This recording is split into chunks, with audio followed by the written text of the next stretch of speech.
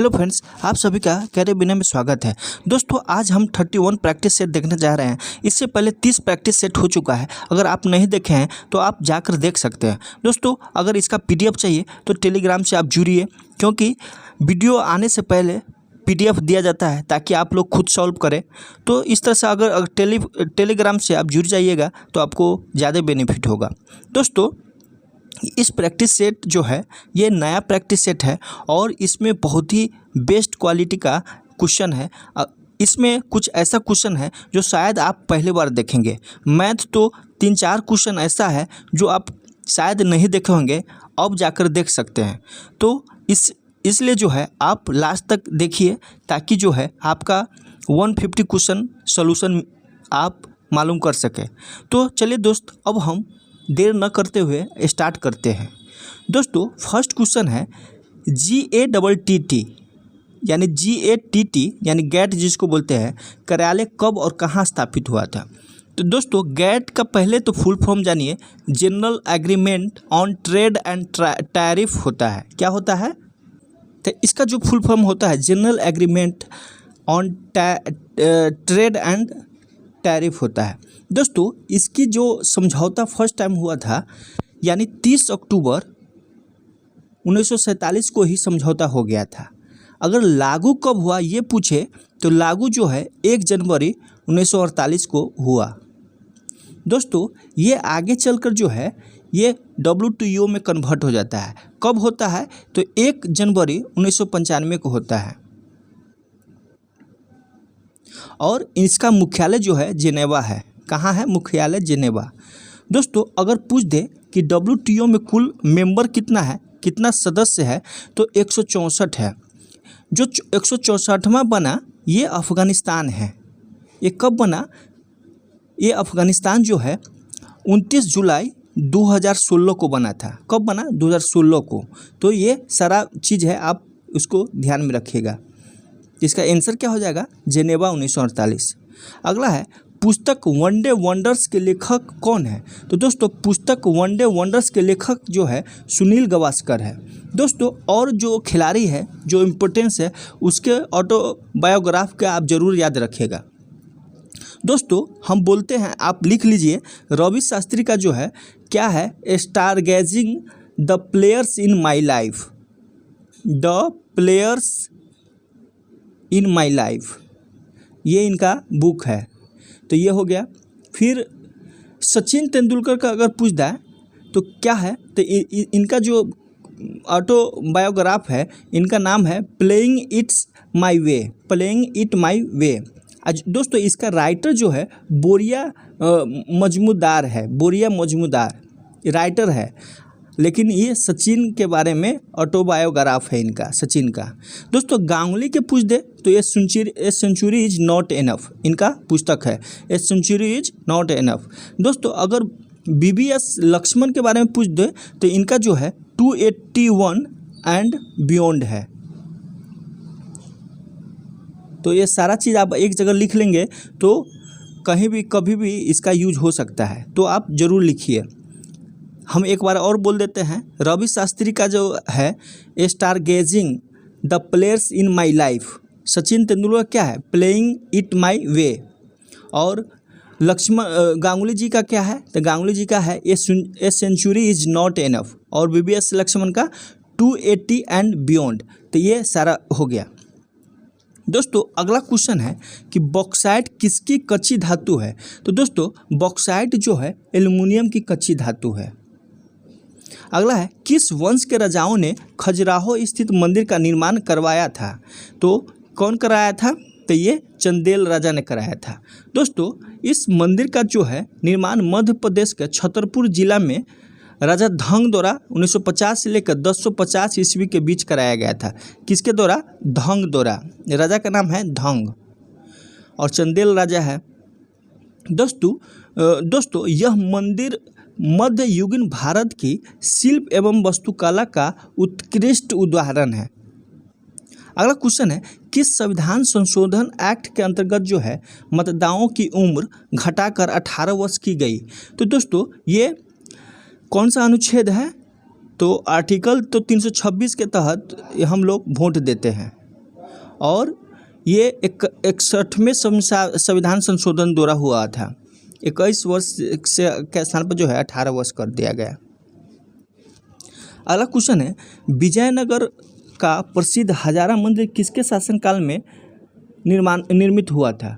तो ये जो है कृष्णदेव राय के शासनकाल में निर्मित हुआ था। और भी मंदिर ये बनवाए हैं, जैसे विट्ठल स्वामी मंदिर भी इन्हीं के काल में निर्माण हुआ है। अगला है, रेशम उत्पादन में भारत का विश्व में कौन सा स्थान है? तो दोस्तों रेशम उत्पादन में जो है भारत का द्वितीय स्थान है।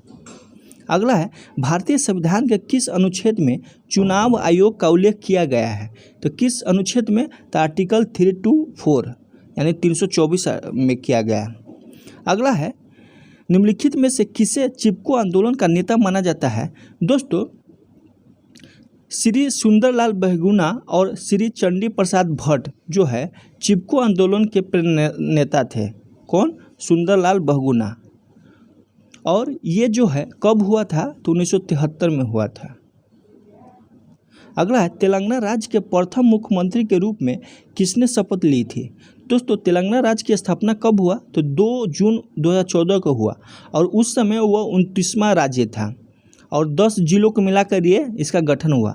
तेलंगाना के प्रथम मुख्यमंत्री जो था ना वो कौन था? चंद्रशेखर राव था। अगला है, भारत के प्रधानमंत्री ने स्वच्छ भारत अभियान आधिकारिक रूप से कब प्रारंभ किया? तो ये आधिकारिक रूप से जो है गांधी जयंती 2 अक्टूबर 2014 को प्रारंभ किया था। 2 अक्टूबर 2014 को। और कैमी जयंती था तो ये 145वीं थी उस समय।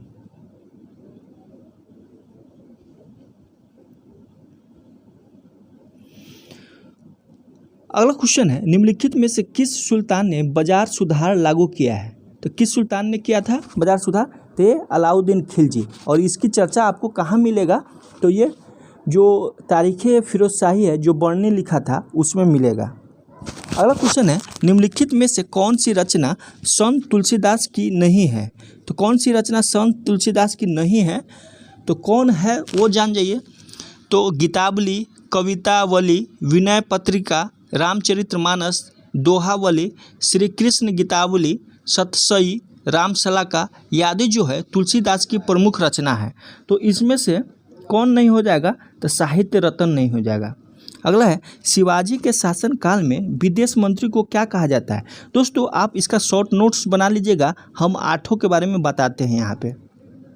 दोस्तों अष्टप्रधान शिवाजी के दरबार में रहता था। अष्टप्रधान दोस्तों पेशवा जो है पेशवा प्रधानमंत्री को कहते हैं और सुमंत जो है ना विदेश मंत्री था। तो यहाँ पर क्या पूछा है? विदेश मंत्री पूछा है। तो ये सुमंत विदेश मंत्री था।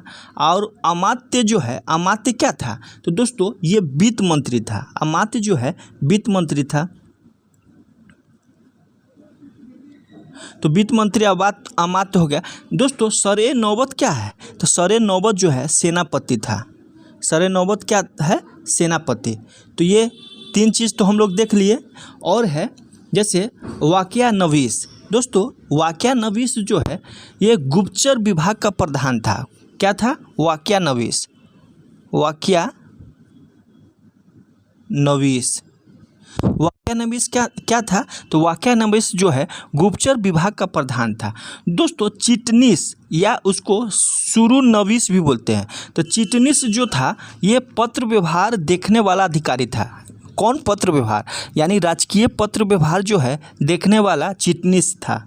और पुरोहित जो है धार्मिक मामलों का अधिकारी था। और न्यायाधीश जो है न्याय करने वाला अधिकारी था। तो ये सारा 8 है। 8 जो है आप ध्यान में रखिएगा। इसमें मेन है जो है सरे नौबत है जो सेनापति है। और चिटनीस के बारे में भी कभी कभी पूछा जाता है। तो राजकीय पत्र व्यवहार देखने वाला अधिकारी है। वाक़िया नवीस जो है गुप्तचर विभाग का है। अमात्य जो है वित्त मंत्री है। और सुमंत विदेश मंत्री है। वित्त मंत्री और विदेश मंत्री में कंफ्यूज मत होइएगा। अमात्य है वित्त मंत्री और सुमंत जो है विदेश मंत्री। सरे नौबत क्या है? तो सरे नौबत जो है ये है क्या बोलते हैं? सेनापति। तो ये एक जगह आप लिख लेंगे तो बहुत ही बेटर रहेगा। बाकी बात आपके ऊपर है। अगला क्वेश्चन है कि निम्नलिखित में से किस मुगल सम्राट ने शिक्षा संबंधी सुधार किए थे। तो दोस्तों ये अकबर है। अकबर को जो है, अकबर के कार्यकाल को जो है हिंदी साहित्य का स्वर्ण काल कहा जाता है। दोस्तों अकबर के समय में जो है अनुवाद विभाग की रचना की गई थी। अगला क्वेश्चन है वर्ष 1938 के लिए भारतीय राष्ट्रीय कांग्रेस का अध्यक्ष किसे चुना गया था। तो दोस्तों भारतीय राष्ट्रीय कांग्रेस का अध्यक्ष जो है सुभाष चंद्र को चुना गया था। अगला है भारत के विभाजन के समय संबंधित माउंटबेटन योजना की सरकारी तौर पर कब घोषणा की गई थी। तो दोस्तों सरकारी तौर पर जो है 3 जून 1947 को घोषणा की गई। और कौन था प्रधानमंत्री? एटली था। प्रधानमंत्री कौन था? एटली।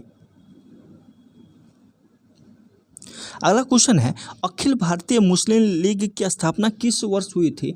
तो अखिल भारतीय मुस्लिम लीग की स्थापना जो है ये कब हुआ? 30 दिसंबर 1906 ईस्वी को हुआ था। अगला है चिल्का झील किस राज्य में स्थित है। तो चिल्का झील जो है ये कहाँ स्थित है? तो ये उड़ीसा में स्थित है। दोस्तों चिल्का झील के बारे में ये झील जो है खारे पानी की लैगून झील है और ये सबसे बड़ी तटीय झील है। क्या है? सबसे बड़ी तटीय झील है, सबसे बड़ी। दोस्तों एक यहाँ पे डाउटफुल होता है, काहे कि एग्ज़ाम में कुछ और पूछा जाता है, चिल्का मार के आ जाते हैं। अगर तटीय पूछे तो चिल्का है, लेकिन ज़मीन पर पूछे, ज़मीन से जो जुड़ा है तो वो सांभर हो जाएगा, जो राजस्थान में है। यहाँ से भी नमक उत्पादन सबसे ज़्यादा अधिक किया जाता है। ये भूमि पे है, ये तटीय है यानी समुद्र के किनारे है, ये भूमि पर है सांभर झील। अगला क्वेश्चन है भारत पाकिस्तान के किस युद्ध के पश्चात जो है बांग्लादेश एक स्वतंत्र रूप में स्थापित हुआ। तो दोस्तों 1971 में, इनको सभी जानता है, इंदिरा गांधी के समय ये हुआ था। तो ये इसका आंसर दिसंबर 1971 हो जाएगा। अगला है भारत सरकार ने किस वर्ष में 14 प्रमुख निजी बैंकों का राष्ट्रीयकरण किया। दोस्तों बैंकों को और अधिक समाज उपयोगी बनाने के उद्देश्य से जो है देश के 14 बड़े व्यावसायिक बैंकों को जो है 19 जुलाई 1969 को, कब? 19 जुलाई 1969 को ये राष्ट्रीयकरण किया गया। जिनकी कितना करोड़ रुपया से अधिक था उसको राष्ट्रीयकरण किया गया, 50 करोड़ रुपया से अधिक था। जिस बैंक के पास 50 करोड़ रुपया से अधिक जमा पैसा था उसी को जो है राष्ट्रीयकरण किया गया और उसमें 14 बैंक था उस समय 1969 में। अगला है कर्क रेखा से गुजरती है। तो दोस्तों कर्क रेखा गुजरती है। तो कर्क रेखा जो है भारत के 8 राज्यों से, जैसे हम लोग पश्चिम से पूर्व की बात करेंगे, जैसे राजस्थान हो गया, गुजरात हो गया, इसके बाद मध्य प्रदेश, छत्तीसगढ़, झारखंड, पश्चिम बंगाल, त्रिपुरा, मिजोरम, इससे होकर जो है गुजरती है। तो इस सारा हो जाएगा इसमें सही। राज्य विधान परिषद का प्रावधान जो है संविधान के किस अनुच्छेद में रखा गया है। तो दोस्तों राज्य विधान परिषद कह रहा है, विधानसभा नहीं कह रहा है। विधान परिषद का प्रावधान किस अनुच्छेद में रखा गया है। तो ये 171 है। दोस्तों अगर 169 अनुच्छेद पूछ दे तो इसमें जो है राज्य में विधान परिषदों का सृजन या उत्पादन का उल्लेख किया गया है। 70 में जो है विधानसभाओं की संरचना की बात की गई है और 71 में विधान परिषद की संरचना की बात की गई है। दोस्तों इसमें संरचना कहे तो 71 है, अगर बोल दे सृजन या उत्पादन किस में तो 69 में। तो इसीलिए थोड़ा सा केयर होकर पढ़िएगा। विधान परिषदों की संरचना कहे यानी स्ट्रक्चर कहे तो ये आर्टिकल 171 है। अगर विधान परिषद का सृजन का है तो 169 है। दोस्तों अनुच्छेद 172 क्या है तो राज्यों के विधान मंडलों की अवधि है, कार्यकाल है। और 73 जो है राज्य के विधान मंडलों की सदस्यता का जो कौन कौन सा शर्त है वो है, उसकी चर्चा 173 में है।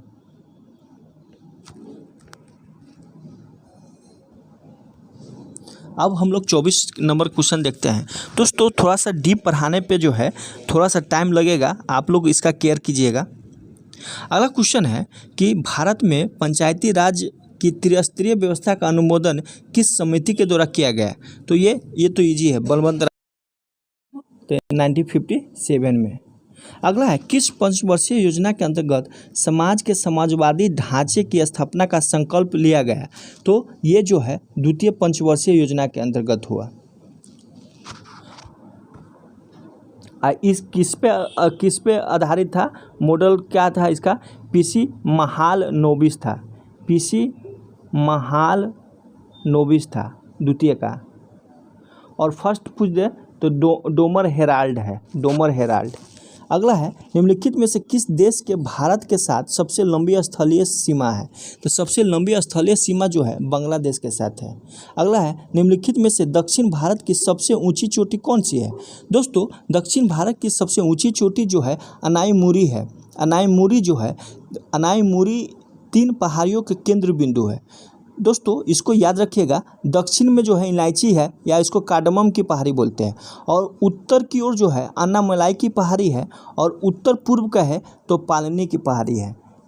जैसे ये मान लीजिए दक्षिण है, तो दक्षिण में जो है कार्डमम है या इलायची, कार्डमम या इलायची दक्षिण की ओर। उत्तर की ओर का है तो उत्तर की ओर कौन है? तो अन्नामलाई है। उत्तर की ओर अन्नामलाई है। और उत्तर पूर्व इधर जो है कौन है? तो इधर जो है ये कौन है उत्तर पूर्व की ओर? तो ये पालनी है।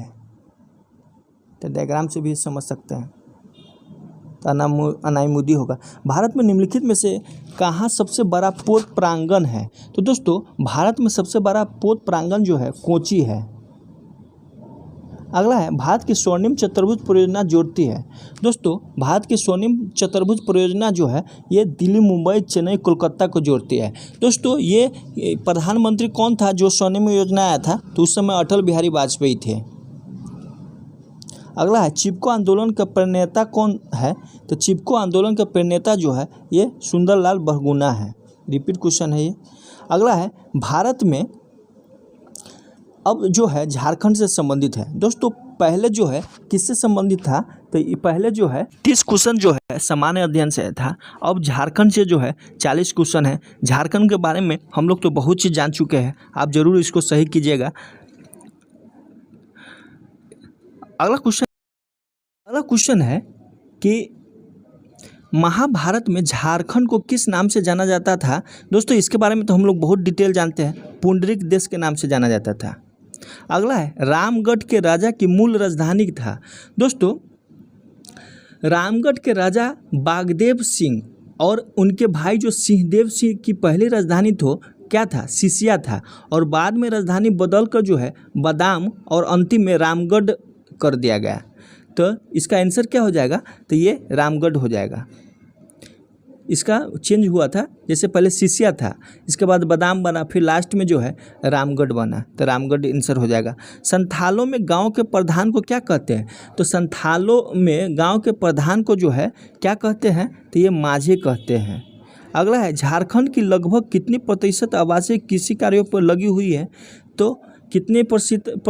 75%। झारखंड में कृषि कार्य में कितने प्रतिशत भूमि का उपयोग होता है? तो कितने परसेंट? तो ये 23%।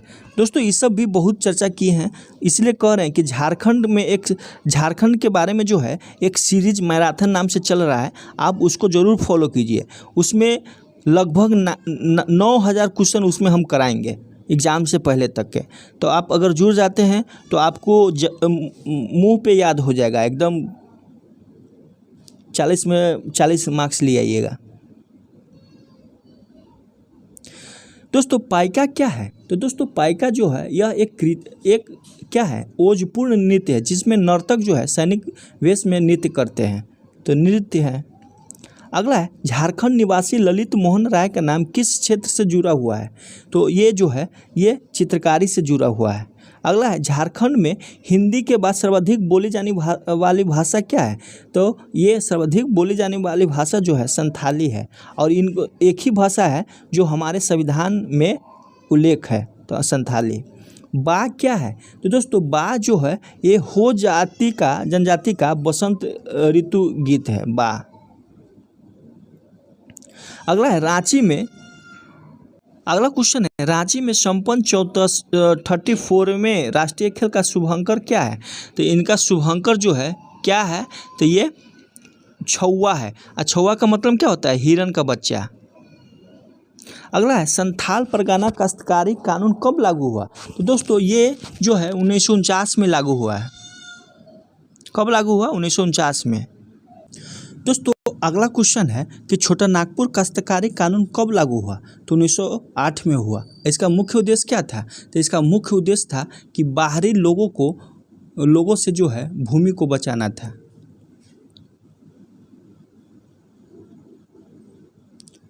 अगला क्वेश्चन है 1908 ईस्वी के छोटा नागपुर काश्तकारी अधिनियम ने किस पर रोक लगाई? तो किस पर रोक लगाई थी? तो दोस्तों बैठ बेगारी प्रथा पर रोक लगाई थी। क्वेश्चन है बिरसा का उलगुलान का मुख्य कारण क्या था? तो बिरसा का उलगुलान का मुख्य कारण था जमीन। दोस्तों यह आंदोलन जो है मुंडा जनजाति में प्रचलित सामूहिक खेती की व्यवस्था खुदकट्टी को समाप्त कर बैठ बेगारी प्रथा द्वारा उनका शोषण किए जाने के खिलाफ संगठित हुआ था। बिरसा का उलगुलान। दोस्तों झारखंड का सर्वाधिक गर्म कुंड जिसे सूर्य कुंड कहा जाता है कहाँ स्थित है? तो कहाँ स्थित है? हजारीबाग में। अगला है रूबी श्रेणी के अबरक का उत्पादन झारखंड के किन जिलों में होता है? तो किन जिलों में होता है? तो गिरिडीह और कोडरमा में होता है। झारखंड के किस जिले में सर्वाधिक वन क्षेत्र है? तो झारखंड के आज ही हम जिसमें ज्योग्राफी में भी और करेंट अफेयर में भी ये देखे हैं। तो झारखंड के किस जिले में सर्वाधिक वन क्षेत्र है? तो दोस्तों सबसे पहले तो पश्चिमी सिंहभूम में है, दूसरा स्थान पर चतरा है। तो यहाँ दूसरा स्थान वाला दिया है तो चतरा हो जाएगा। अब परसेंटेज में ये फर्स्ट है। सबसे कम कहाँ है? सबसे कम कहाँ है आप लोग कमेंट कीजिए। कहा है कि मेरा पहले वाला वीडियो देखे होंगे तो ज़रूर सही करेंगे। अगला है झारखंड की नई औद्योगिक नीति कब अधिसूचित किया गया था? तो कब अधिसूचित किया गया? तो 1 अगस्त 2001 को किया गया। अगला है झारखंड में किस स्थान पर औद्योगिक विकास केंद्र की स्थापना की गई? तो किस स्थान पर की गई? बरही हजारीबाग में की गई।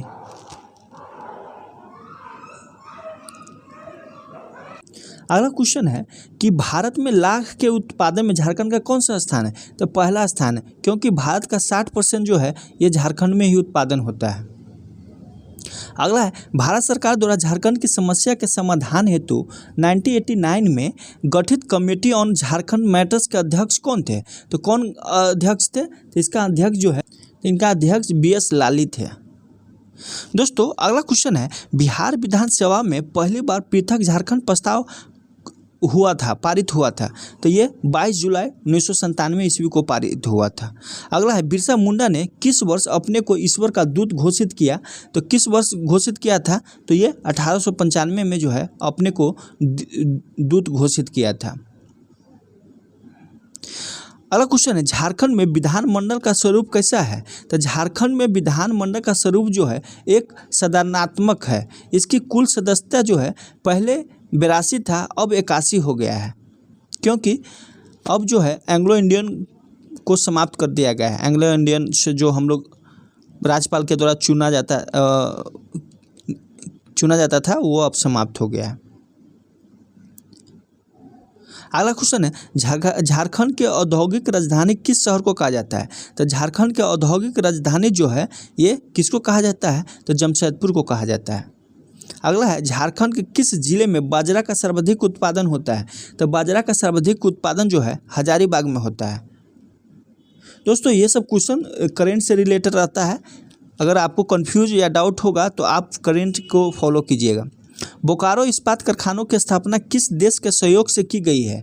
तो ये सोवियत संघ से किया गया है। कब किया गया था? 1964 में। दोस्तों इसमें उत्पादन कब से शुरू हुआ? तो 1972 में।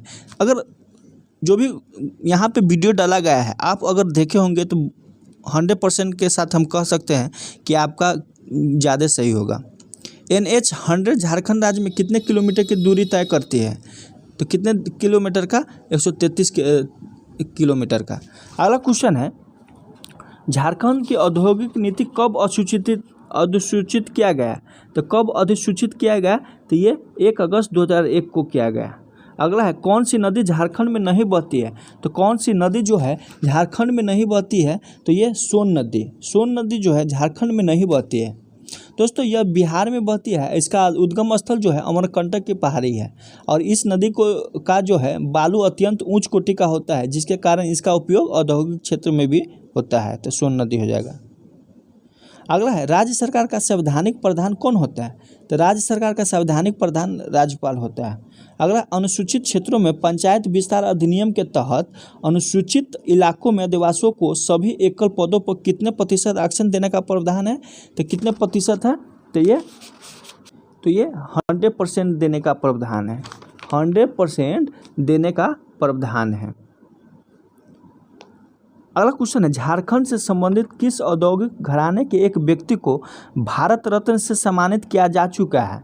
तो दोस्तों देश के प्रसिद्ध औद्योगिक घराने के व्यक्ति JRD टाटा को उनके महत्वपूर्ण योगदान के लिए जो है भारत के सर्वोच्च नागरिक सम्मान भारत रत्न से सम्मानित किया गया है। JRD टाटा। अगला है, अब हम लोग नहीं, अभी इसमें बाकी है। अगला, झारखंड में स्थापित प्रथम आधुनिक उद्योग कौन सा है? तो प्रथम आधुनिक उद्योग जो है लौह एवं इस्पात है। लौह एवं इस्पात है। और कब हुआ था? तो ये 1907 में हुआ था। अगला, झारखंड राज्य में निजी क्षेत्र का लौह इस्पात कारखाना कहाँ स्थापित हुआ? तो ये जमशेदपुर में स्थापित हुआ।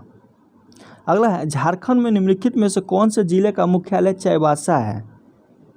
तो कौन सा जिला का मुख्यालय चाईबासा है? पश्चिमी सिंहभूम का।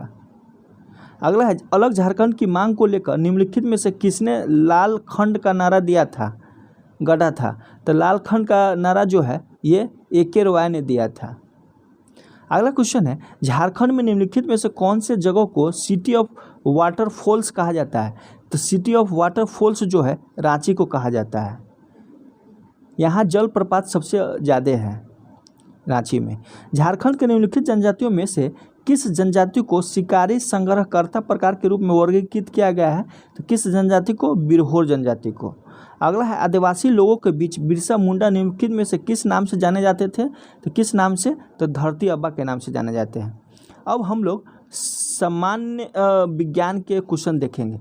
भारत के किस पक्षी फ्लू से सुरक्षित हुई है? तो ये किस पक्षी फ्लू से? तो H5N1। H5N1 जो है ये बर्ड फ्लू रोग का मुख्य विषाणु है और ये बर्ड फ्लू जो है पहली बार 1918 में ही प्रकाश में आया था और यह रोग जो है प्रायः मुर्गियों और प्रवासी पक्षियों के माध्यम से प्रसारित होता है। अब भारत इस रोग से सुरक्षित है। H5N1। अग्निशामक में कौन सी गैस का प्रयोग किया जाता है? तो अग्निशामक में जो है ये कार्बन डाइऑक्साइड गैस का प्रयोग किया जाता है। जल को भी संक्रमित करने हेतु निम्न में किसका प्रयोग व्यापक रूप में किया जाता है? तो किसका प्रयोग? ब्लीचिंग पाउडर का प्रयोग। अगला है, न्यूटन की गति का पहला नियम अवधारणा देती है। तो क्या चीज़ का अवधारणा देती है? तो जरूरत के नियम। और दोस्तों दूसरा नियम क्या है? तो ये बल की परिमाण बताता है, F=ma। अगला है, निम्न में से कौन सा विटामिन अगर दोस्तों अगर और कुछ पूछे, जैसे न्यूटन का प्रथम नियम जो है बल की परिभाषा और जरूरत को भी बताता है, परिभाषा को भी बताता है बल का। अब बल का परिमाण जो है द्वितीय नियम बताता है। अगला, निम्नलिखित में से कौन सा विटामिन आँखों को स्वस्थ रखने में सहायक है? तो कौन सा विटामिन है? ये विटामिन A है। दोस्तों आँखों से संबंधित जो है जीरोथैलेमीमिया बीमारी भी है जिसमें आँख की पानी सूख जाता है। निम्न में से किसका उच्च मात्रा में अंतर्ग्रहण हृदय रोग का मुख्य कारण है? तो ये कोलेस्ट्रॉल का। अगला है, कौन सी रक्त वाहिनी हृदय की दीवारों को ऑक्सीजन से भरी रक्त की आपूर्ति करती है? तो ये हृदय धमनी। अगला है, मलेरिया किस रोगाणु से पैदा होता है? तो मलेरिया जो है ये प्लाज्मोडियम वाइवॉक्स से पैदा होता है। अगला है, तारा प्रचंड मात्रा में ऊर्जा छोड़ता है, इसके पीछे मुख्य कारण क्या है? तो इसके पीछे मुख्य कारण जो है क्या है? तो इसके हल्के नाभिक का द्रवण होना। दोस्तों आकाशगंगा के घूर्णन से जो है ब्रह्मांड में विद्यमान गैसों का मेघ प्रभावित होता है और परस्पर गुरुत्वाकर्षण के कारण उनके केंद्र में नाभिक संलयन होता है और शुरू होता है और हाइड्रोजन हीलियम में परिवर्तित होता है और इस प्रक्रिया में जो है बृहत मात्रा में ताप एवं प्रकाश उत्पन्न होता रहता है। फलस्वरूप जो है तारे का निर्माण होता है और इन्हें ही प्रोटोस्टार कहा जाता है, यानी आदि तारा कहा जाता है। अगला क्वेश्चन है, यदि एक बल्ब 3 सेकेंड में 1500 जूल ऊर्जा का उपयोग करता है तो बल्ब की शक्ति कितनी है? तो बल्ब की शक्ति P बराबर क्या होता है? 1500 अब 3 यानी 500 जूल हो जाएगा, जूल पर सेकेंड, यानी जूल पर सेकेंड वाट को निरूपित करता है तो 500 वाट हो जाएगा। अगला है, 1000 ग्राम द्रव्यमान की एक गोली ऊपर की दिशा में दागी जाती है और इसका वेग जो है 100 मीटर पर सेकेंड है। जब यह इसकी आधे शीर्ष ऊंचाई पर पहुंचेगी, इसके द्वारा तय की गई जा सकने वाली अधिकतम दूरी का आधा, तब इसकी गतिज ऊर्जा क्या होगा? तो गतिज ऊर्जा क्या होता है दोस्तों, हम लोग एक फॉर्मूला जानते हैं कि क्या होता है, वी स्क्वायर बराबर क्या होता है, वी स्क्वायर बराबर वी माइनस यू स्क्वायर बराबर 2gh होता है। तो यहाँ v क्या है, 0 है, शुरुआती वेलोसिटी क्या है, 0 है, और u क्या है, u जो है 100 है, 100 है, u 100 मीटर पर सेकेंड है तो 100 के स्क्वायर हो गया। इसमें g को 10 लेंगे तो 10 लेंगे और यहाँ पे माइनस g लेना होगा, तो 2 गुने माइनस माइनस कट जाएगा, यहाँ भी माइनस माइनस कट जाएगा और h हो जाएगा। तो 20 से 100 गुने 100 से भाग दीजिएगा तो h बराबर 500 हो गया। तो h बराबर 500 हो गया, यानी ऊंचाई 500 हो गया, h बराबर क्या हो गया, 500 हो गया। अब इसकी आधा, तो आधा कितना हो जाएगा, आधा 250 हो जाएगा, 250 हो जाएगा। अब हम लोग जो है V square minus U square बराबर 2gh करेंगे, इसके बाद v निकाल लेंगे। क्या है कि अब जो है हाइट 250 लेना है, तो वी स्क्वायर बराबर क्या हो जाएगा, you square plus 2gh, h हम लोग को मालूम हो गया 250, तो यू स्क्वायर बराबर 100 और 2 गुने 10 गुने 250। जब इसको सॉल्व कीजिएगा तो कितना आ जाएगा, 5000 मीटर पर सेकेंड आ जाएगा। इसका आंसर जो है 5000 मीटर पर सेकेंड आ जाएगा। इसमें आंसर नहीं दिया है तो फिर पूछ रहा है, तब इसकी गतिज ऊर्जा पूछ रहा है, तो v आ गया है, 5000, v आ गया हमको 5000 मीटर पर सेकेंड। तो गतिज ऊर्जा कितना होता है, हाफ mv स्क्वायर, तो हाफ गुने m कितना है 100 ग्राम, तो 100 ग्राम को जो है किलोग्राम में चेंगे 0.1 और गुने 5000, तो 5000 का हाफ कितना 2500, 10 कट जाएगा तो 250 जूल हो जाएगा। कितना हो जाएगा, 250 जूल। देखिए दोस्त, अगर आपको समझ में नहीं आया है तो हम फार्मूला बता देते हैं, V square minus U square बराबर 2gh। तो यहाँ से h निकल जाएगा क्योंकि v शुरुआती में 0 है, तो h निकाल दिए, तो h आप कह रहा है हाफ दूरी तय करने पे गतिज ऊर्जा, तो h निकाल लेंगे, तो यहाँ से v फिर निकालेंगे, h हाफ लेंगे तो u है, तो हाफ गति पर v निकल जाएगा, अब v निकल जाएगा तो गतिज ऊर्जा का फॉर्मूला क्या होता है, हाफ mv स्क्वायर। तो ये सब थोड़ा सा टफ लेवल में आ जाता है। किसी तत्व की परमाणु संख्या डैश की संख्या होती है, किसी तत्व की परमाणु संख्या जो है प्रोटॉन की संख्या होती है। कुकुरमुत्ता किस प्रकार का रोगाणु है, कुकुरमुत्ता जो है ये कवक से रोगाणु होता है। इंटीग्रेटेड सर्किट का सबसे कम महत्वपूर्ण लाभ होता है, तो सबसे कम महत्वपूर्ण लाभ होता है किस में होता है, ये कम लागत में। अगला है, थर्मामीटर में उपयोग किए जाने वाला तरल धातु क्या है? तो थर्मामीटर में उपयोग किए जाने वाला तरल धातु जो है पारा होता है, Hg जिसको बोलते हैं।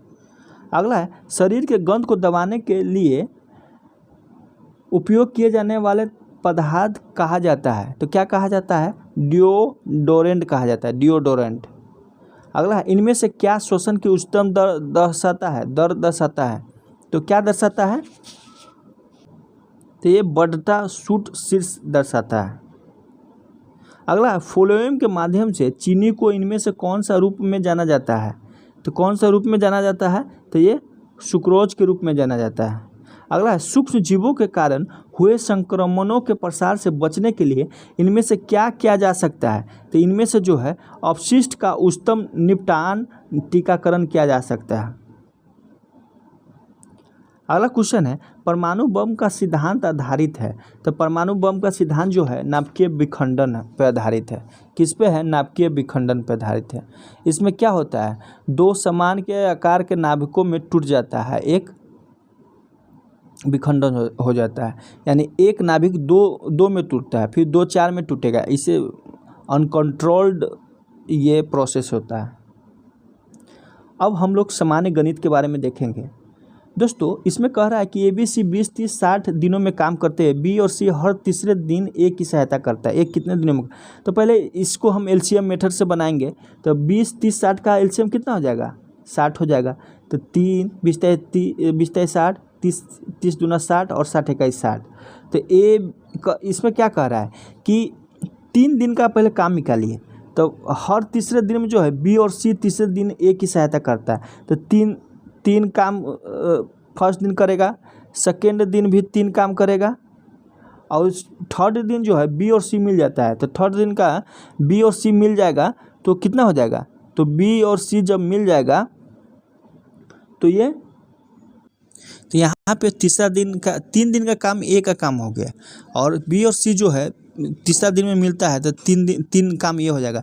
तो टोटल काम 3 दिन में कितना हो गया? 12 काम हो जाता है। तो 12 पंचे 60, यानी 5 गुने 3 यानी 15 दिन हो जाएगा।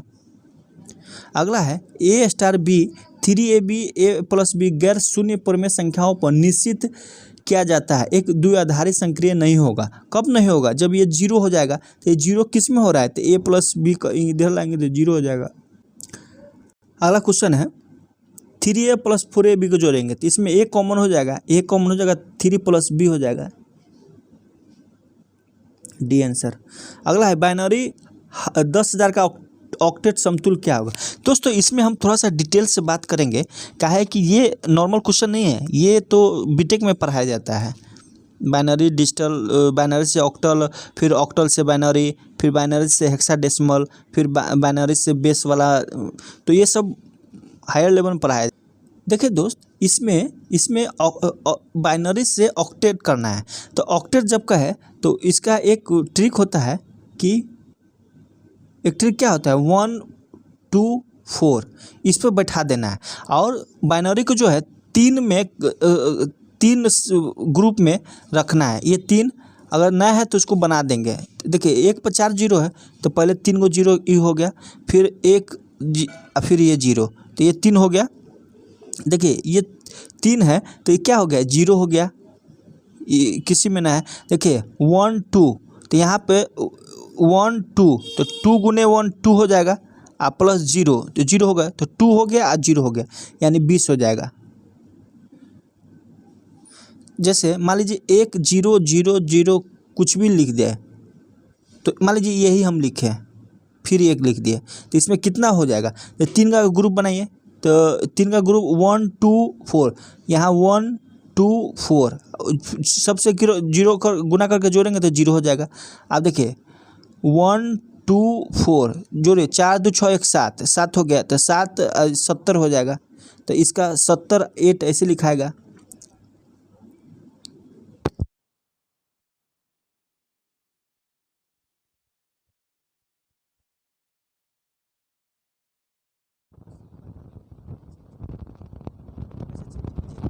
तो इसको अलग अलग कीजिए, 0 और 7, तो आप 3 में बनाना है, तो 3 को 0 हो जाएगा, और यहाँ 1 नहीं होगा। अब 7 कैसे बनेगा?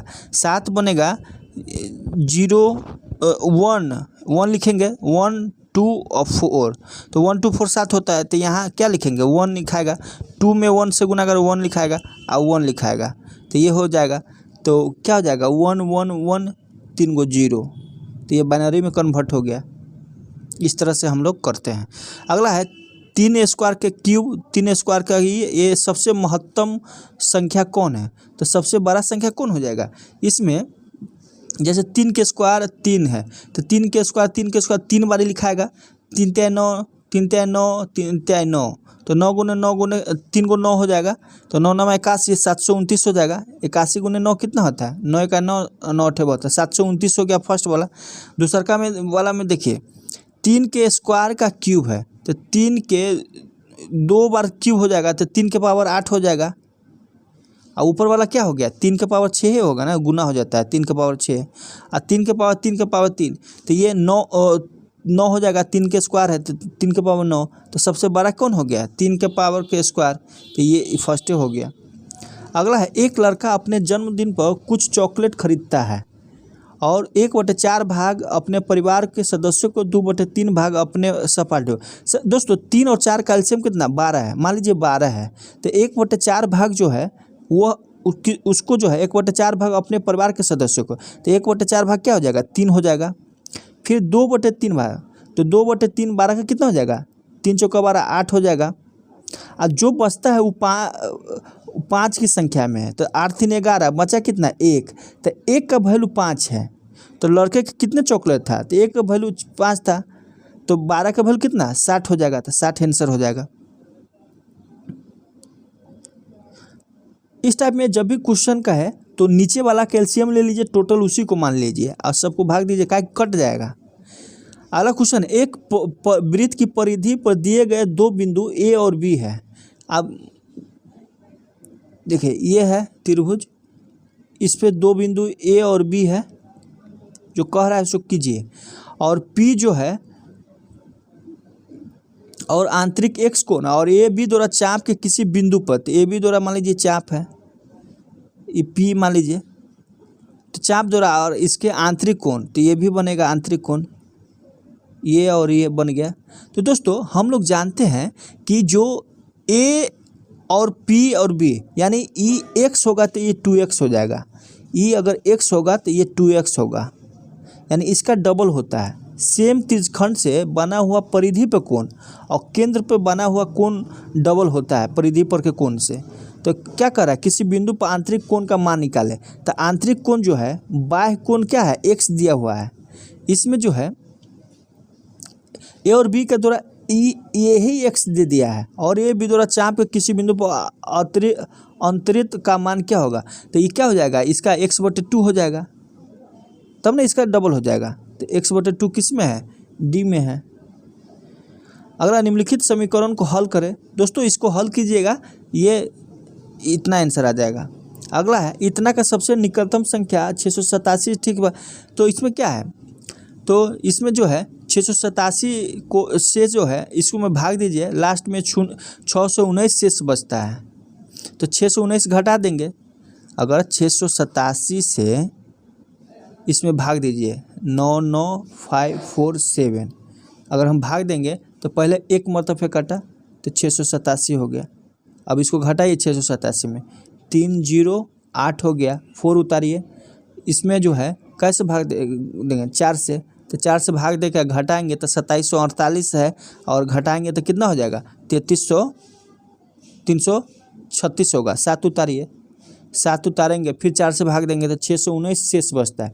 अगर 619 बचता है इसमें से घटा देंगे तो वही निकटतम हो जाएगा, तो घटाएंगे तो कितना 98,928 हो जाएगा, 98,900, ये आंसर हो जाएगा।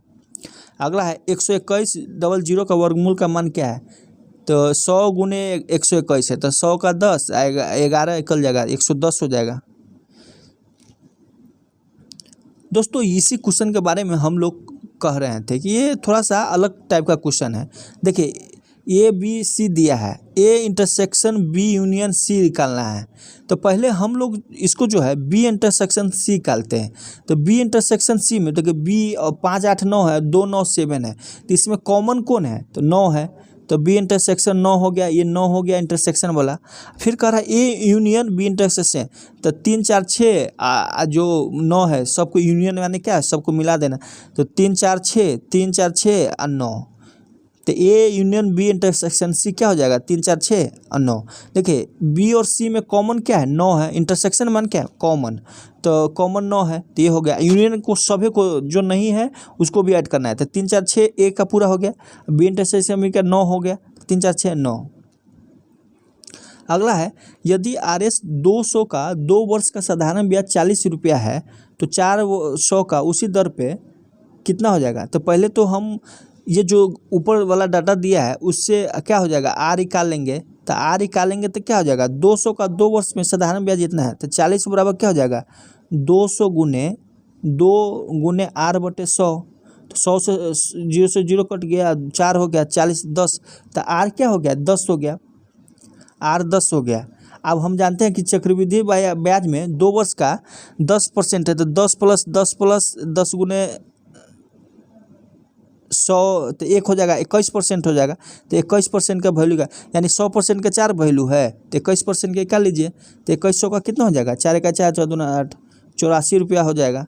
तो इसका आंसर क्या आ जाएगा ए। तो इस तरह से निकाल लेंगे दोस्तों। इसमें अब जो है ये थोड़ा सा हम डिटेल इसमें बात करेंगे। हम लोग कुछ इंटर में सेट थ्योरी में पढ़े होंगे, जैसे एसोसिएटिव लॉ, फिर कम्यूटेटिव लॉ, डिस्ट्रीब्यूशन लॉ, ये सब डी मॉर्गन्स लॉ, ये सब पढ़े हैं। तो ये जो एग्जाम्पल है ना एसोसिएटिव लॉ का है, किसका है, एसोसिएटिव लॉ का है। एसोसिएटिव लॉ हिंदू में असंयुक्त नियम कहते हैं। 4 टाइप का नियम है, कम्यूटेटिव लॉ, डिस्ट्रीब्यूटिव लॉ और D Morgan's law. Identity law होता है, आइडेम्पटोन लॉ होता है। तो ये सब लॉ है, ये सब तो सिलेबस में नहीं है लेकिन पूछ दिया इस सीरीज में। तो असंयुक्त लॉ, इसको एसोसिएटिव लॉ बोलते हैं, एसोसिएट करते हैं माने इधर इसको और इसको। दोस्तों ये भी क्वेश्चन बहुत शानदार है। इस सब क्वेश्चन के बारे में हम बोल रहे थे कि इसमें कुछ अलग क्वेश्चन दिया हुआ। हम लोग क्या मैट्रिक्स, अगर आप लोग पढ़े होंगे तो मैट्रिक्स पढ़े होंगे। देखिए first row plus minus plus इस टाइप के करते हैं। तो मैट्रिक्स को मैग्नीट्यूड कैसे निकालते हैं, पहले ए इसको लीजिए, तो ये और काट दीजिए और क्रॉस गुना करके घटा दीजिए। तो एक है और एक में जो है यहाँ क्या हो जाएगा 1 - 4, ये हो गया। अब देखिए फिर किसी को एक ले लीजिए। अब हम प्लस माइनस, तो -2 हो जाएगा, 2 ले लिए, तो ये कट जाएगा। तब क्या बचा 1 2 2 1 2 और -4, ये हो गया। अब ये प्लस हो जाएगा तो +2 लीजिए, ये और ये कट जाएगा, ये चारों बच जाएगा। तो 2 दूना 4 -2, तो 4 - 2 2 हो जाएगा, 2 दूना 4, ये लास्ट वाला 4 बचेगा। तो इस तरह से जो है -3 हो गया, +4 हो गया और +4 हो गया। तो 8 में से 4 3 गया तो 5। तो ये डिटर्मिनेंट का वैल्यू कितना आ गया 5। दोस्तों एक बार और समझा देते, देखिए ये प्लस हो गया, ये माइनस हो गया, ये प्लस होता है, ये नियम है।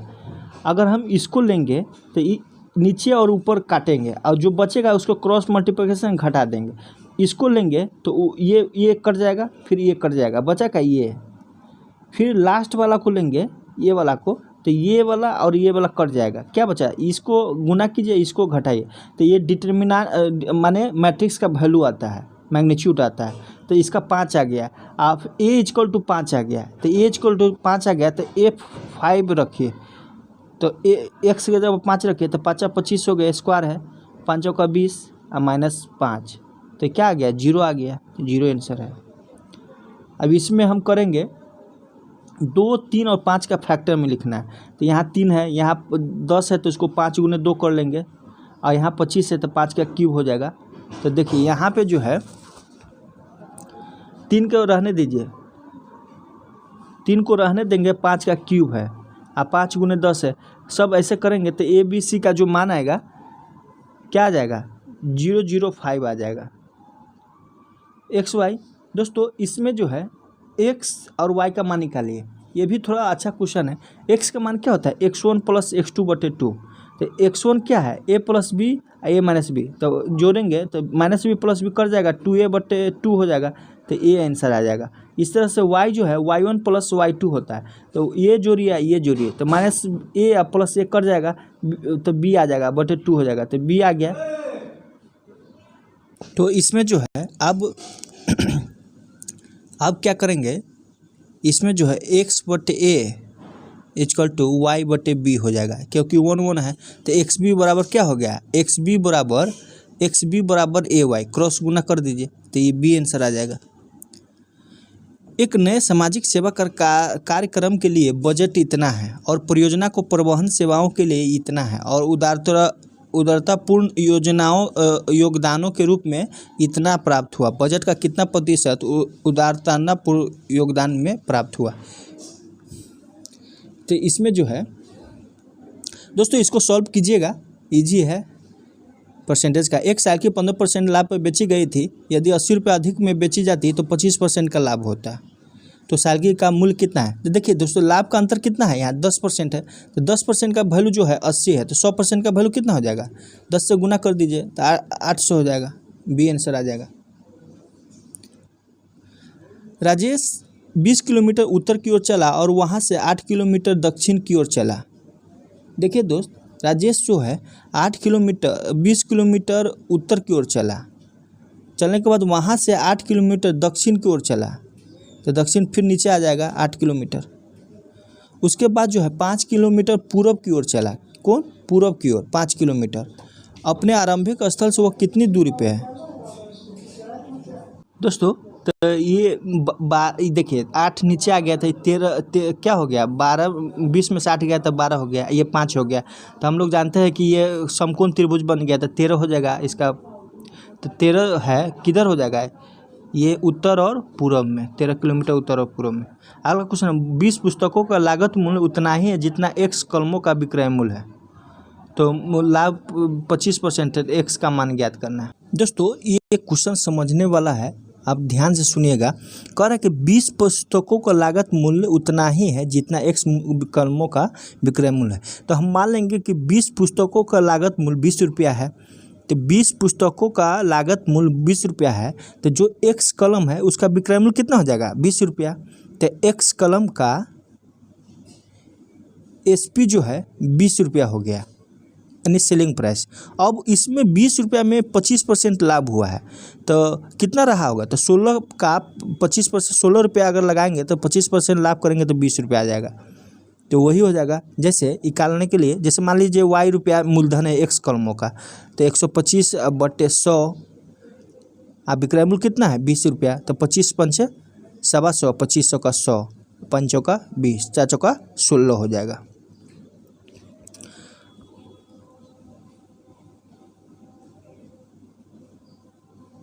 दोस्तों इसमें कह रहा है कि सभी माइक्रो प्रोसेसर कंप्यूटर है, तो सभी माइक्रो प्रोसेसर जो है कंप्यूटर है, कंप्यूटर हो गया। फिर कह रहा है सभी कंप्यूटर मोडम है, तो ये मोडम हो गया। तो देखिए दोस्त निष्कर्ष है कि सभी माइक्रो प्रोसेसर मोडम है, ये माइक्रो प्रोसेसर है, तो सभी माइक्रो प्रोसेसर मोडम है, ये सही है, फर्स्ट सही है। अगला है सभी मोडम माइक्रो प्रोसेसर, तो सभी नहीं है, तो फर्स्ट सही है, दूसरा गलत है। अगला है कुछ मकान जो है अपार्टमेंट है, कुछ मकान जो है अपार्टमेंट है, कुछ है। कह रहा है सभी मकान बंगले हैं, तो सभी मकान बंगले हो गए। तो इसमें क्या कह रहा है? कुछ अपार्टमेंट निश्चित रूप से मकान नहीं है, कुछ अपार्टमेंट निश्चित रूप से मकान नहीं है, कम से कम कुछ बंगले अपार्टमेंट्स है, कुछ बंगले अपार्टमेंट्स है, तो कुछ बंगला अपार्टमेंट्स है, तो ये क्या हो जाएगा? ये जो है निष्कर्षण 1 और 2 दोनों सही होगा, क्योंकि कुछ अपार्टमेंट जो है निश्चित रूप से मकान नहीं है, ये सही है, इतना तो नहीं है ना, तो ये दोनों सही है। अगला क्वेश्चन है सभी कुर्सियाँ मेज है, तो सभी कुर्सियाँ मेज है, के है इमेज। वेन डायग्राम से बनाइएगा तो आराम से बनेगा।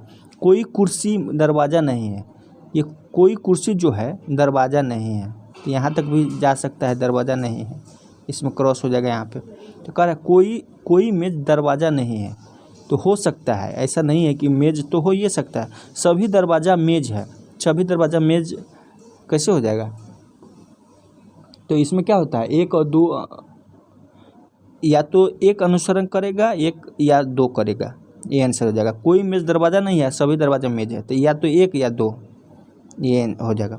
अगला है सभी देश प्रदेश है, सभी देश जो है प्रदेश है। और अगला है कुछ प्रदेश जो है जिला है, जिला है। तो कह रहा है कि कोई जिला देश नहीं है, सही है। कुछ जिले निश्चित रूप से प्रदेश नहीं है, ये भी सही है। तो 114 का क्या हो जाएगा दोस्तों? अब कह रहा है कोई जिला देश नहीं है, निगेटिव आ गया, दोनों पॉजिटिव है, तो ये गलत हो जाएगा, 2 सही हो जाएगा।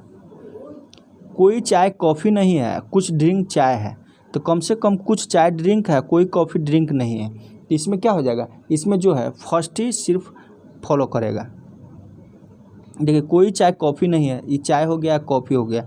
कुछ ड्रिंक चाय है, तो कुछ ड्रिंक चाय है, ये ड्रिंक हो गया। तो कम से कम कुछ चाय ड्रिंक है, तो ये सही है। कोई कॉफ़ी ड्रिंक नहीं है, तो ये हम कह नहीं सकते हैं, तो फर्स्ट है। दोस्तों इसमें 7 पुस्तक एक के ऊपर एक रखी गई है और गणित की पुस्तक ऊपर से चौथे स्थान पे है तथा जंतु विज्ञान की पुस्तक जो है नीचे से दूसरे स्थान पे है। 7 में चौथे स्थान पे मैथ लेना है, तो 1 2 3 4 ये चौथा स्थान हो गया ये मैथ। इसके बाद नीचे से दूसरे स्थान पे बायोलॉजी है, तो बायोलॉजी हो गया। अब कह रहा है कि केमिस्ट्री और फिजिक्स में 4 है, तो सबसे नीचे फिजिक्स लीजिए, तो 1 2 3 4, तो 4 के ऊपर क्या है, केमिस्ट्री हो गया। अब जो है ज्योग्राफी और सिविक्स के बीच में जो है मैथ है, तो मैथ हो गया, तो ये सारा बन गया। अब क्वेश्चन है कि जंतु विज्ञान और भूगोल के बीच में कितने पुस्तक हैं, तो जंतु विज्ञान कौन हो गया, ये हो गया। अब भूगोल कितना है, ये हो गया, तो कितना है 1 2 है, तो 2 हो जाएगा इसका आंसर। फिर कह रहा है कि भौतिक और गणित के बीच में कितना है, तो भौतिक और गणित के बीच, दोस्तों ये डायग्राम बना लीजिएगा। सबसे नीचे फिजिक्स हो जाएगा, बायोलॉजी, सिविक्स, मैथ, ये ज्योग्राफी, सिविक्स और इंग्लिश। इसके बाद आप आंसर हूबहू निकाल लेंगे। तो इसमें जो है फिजिक्स और केमिस्ट्री का स्थान ऊपर हो नीचे होगा, ये हम लोग कंफर्म नहीं हो पाए, ये याद रखिएगा। तो कह रहा है कि जंतु विज्ञान और भूगोल के बीच कितने पुस्तकें हैं, तो 2 पुस्तकें हैं। भौतिक और गणित के बीच में कितने पुस्तक हैं, दोस्तों ये भौतिक और गणित के बीच में जो है कितने पुस्तक हो जाएगा, तो ये 4 पुस्तक हो जाएगा। सबसे नीचे कौन सी पुस्तक है, तो सबसे नीचे जो है इसमें हम क्या कर सकते हैं, सबसे नीचे जो है रसायन या भौतिक होगा, क्योंकि हम कन्फर्म नहीं है। अगला है सबसे ऊपर कौन सी पुस्तक है, तो सबसे ऊपर जो है इंग्लिश है। बीच में कौन सा पुस्तक है, तो 3 नीचे 3 ऊपर, तो बीच में कौन हो जाएगा, तो बीच में जो है ये गणित हो जाएगा चौथा नंबर पे। अब चलिए इसमें है दोस्तों, इसका जो है हम देखिए इसमें क्या कह रहा है कि नीचे 3 विकल्पों से भिन्न है, अन्य 3 से भिन्न है। तो देखिए 121 में जो है क्या है, के और जे के में क्या अंतर है, -1 का अंतर है, और जेड एक्स में जो है -2 का अंतर है, जेड एक्स में। CMAL -1 का अंतर है ML, और इसमें 2 का अंतर है। GF में -1 का अंतर है, TR में जो है -2 का अंतर है, लेकिन इसमें नहीं है, तो ये हो जाएगा। और 22 में क्या है, देखिए सबका इसको जोड़िएगा तो 40 आ जाता है, फिर इसको जोड़िएगा तो 102 आता है, इसको जोड़िएगा 90 आता है, इसको 67 आता है। तो इसका आंसर जो है कौन आंसर हो जाएगा, तो ये 67 आंसर हो जाएगा। क्या है 67 किसी से नहीं करता है, और अजाई और सभी सम है, ये भिन्न है। आप अब अगला देखिए 23 में 25 36 144 69 121 9 64। तो दोस्तों इसमें जो है क्रमागत संख्याओं का वर्ग है इसमें, जैसे 5 6 12 13 10 11, लेकिन ये नहीं है, तो डी हो जाएगा। ताप प्रकाश बल्ब विद्युत, इसमें कौन भिन्न है, तो इसमें जो भिन्न है ये बल्ब है।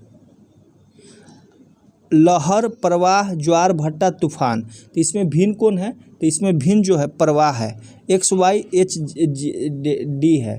तो इसमें भिन्न कौन है, तो इसमें भिन्न जो है जैसे अंग्रेजी वर्णमाला के अनुसार जो है X H और D सम स्थान पे है और Y जो है विषम स्थान पे है। ABE जोड़िए 8 होता है, KLO को जोड़िएगा तो 38 हो जाता है। ABCDEFGH तो सब में 4 जोड़िए, A में 4 जोड़ेंगे तो 5 आ जाएगा, D में 4 जोड़ेंगे तो 8 आ जाएगा। इसी तरह से 9 में 4 जोड़ेंगे तो क्या हो जाएगा, 13 आ जाएगा। तो 13 M वाला कौन है, तो ये हो जाएगा MP या नो। 29 में देखिए ACEJ, तो ACA में 18 जोड़ेंगे तो 19 आता है। C में कितना जोड़ेंगे, सब में 18 जोड़िए तो आ जाएगा। तो B में 18 जोड़ेंगे तो 20 होगा, तो T वाला हो जाएगा। D में 4 है 24 है, तो T क्या हो जाएगा, T 24 किस पे आता है, TVXZ हो जाएगा, TVXZ। माना 18×4 = 22 होगा। डी क्या है 4 स्थान तो 22 है, टी भी जेड।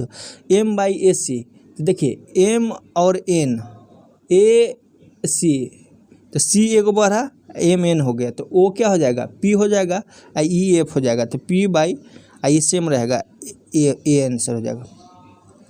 MXL है, MXL क्या है तो MXL जो है ये एक विंडो आधारित स्प्रेडशीट पैकेज है।